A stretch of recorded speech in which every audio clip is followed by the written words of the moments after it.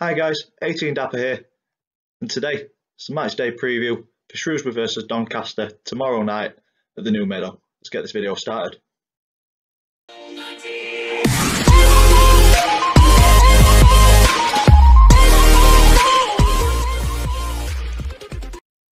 So today's preview, Shrewsbury versus Doncaster Rovers. Format for this preview is exactly the same as the others.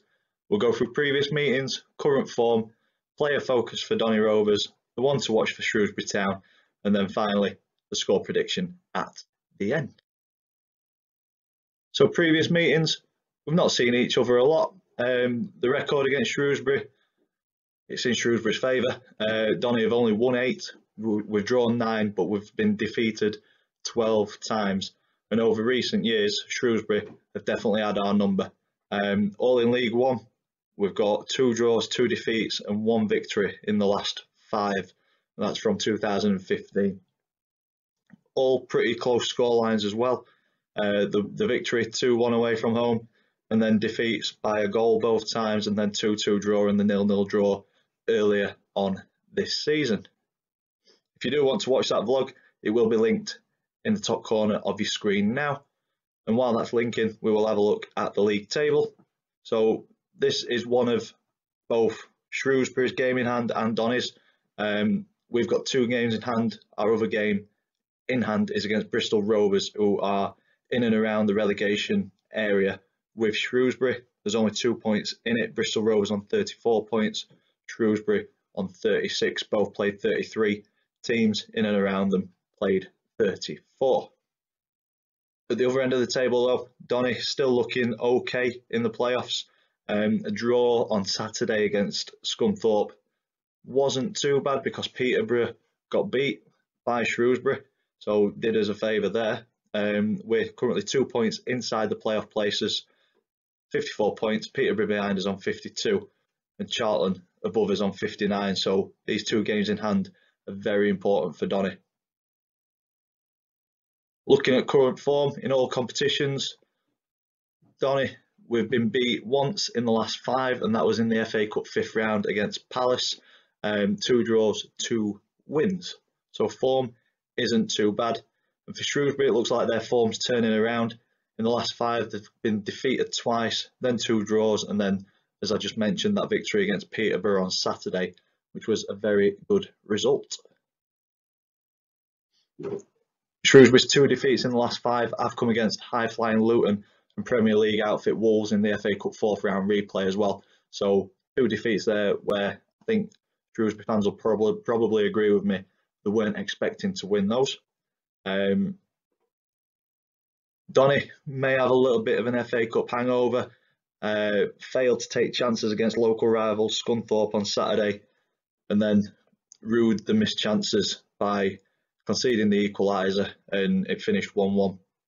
But this game, it's a chance for both teams to pull away from their respective chasing packs. Donny at the top end of the table gives us a chance to make that 2-point gap between us and dropping out of the playoffs a 5-point gap, and then Shrewsbury as well get a chance to pull away from that relegation zone a little bit more as well if they win. On to player focus. For Donny, I'm going to go with Marco Morosi. Not had a goalkeeper on player focus yet. For me, 26 appearances, he's only had 4 clean sheets this season.